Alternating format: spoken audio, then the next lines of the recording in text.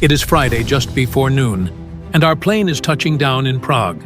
We are returning from unforgettable Granada, but Prague will only be a short stop. Within minutes, we are back on the road, driving west. The landscape we were looking at from the airplane just moments ago now slowly passes by our windows.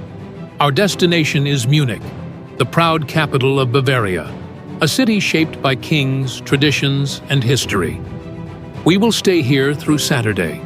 We will walk its streets, admire its architecture, and experience the atmosphere of the city, including the peaceful demonstrations and public debates that reflect Europe's ongoing conversation about migration and the future of the continent.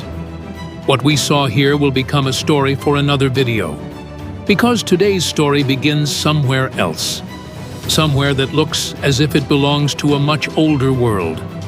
A world of ancient Rome and ancient Greece. Columns, marble, symmetry. A temple that seems to have been standing for thousands of years. And yet, it is surprisingly young. Less than 150 years old. It was meant to become a symbol of pride for the German people. Imagined even before Germany itself existed as a unified nation. This was the dream of Ludwig I of Bavaria, a king fascinated by the ancient world, a ruler who believed that a nation should honor its greatest thinkers, artists, and heroes, just as the ancient civilizations once did. And so, high above the Danube near Regensburg, he built a monument unlike anything else in Germany, a marble temple known as Walhalla, a place where history, myth, and national identity meet. And that is where our story begins today.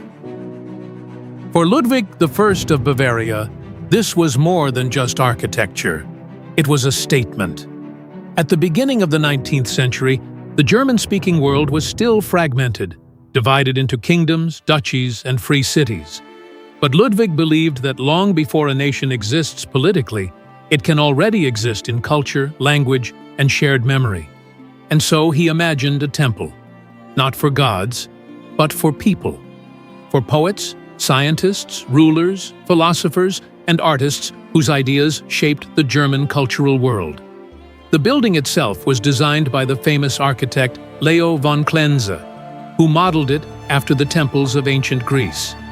Construction began in the year 1830, and 12 years later, the monument was completed. High above the Danube, not far from Regensburg, the marble temple of Walhalla opened its doors. Inside, visitors would find a gallery of busts, faces of people who shaped history, science, literature, and culture. A pantheon of minds.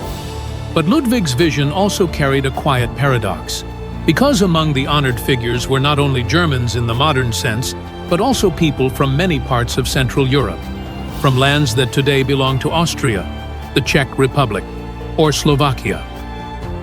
For Ludwig, what mattered was not nationality in the modern political sense. It was language, culture, and influence.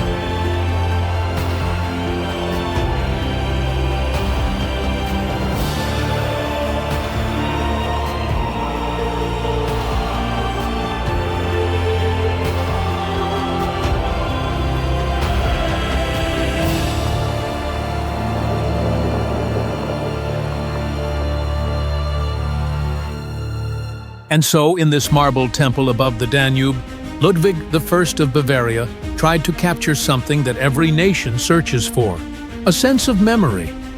Not the memory of wars or borders, but the memory of ideas, of writers who shaped language, scientists who changed the world, and thinkers whose influence crossed centuries. When the doors of Walhalla opened in the year 1842, the German Empire still did not exist. It would take almost 3 more decades before a united Germany appeared on the map of Europe. And yet, standing here today, it almost feels as if this place was already waiting for it. A temple built for a nation that had not yet been born. And perhaps that is what makes Walhalla so fascinating. Because it reminds us that history is not only about the past.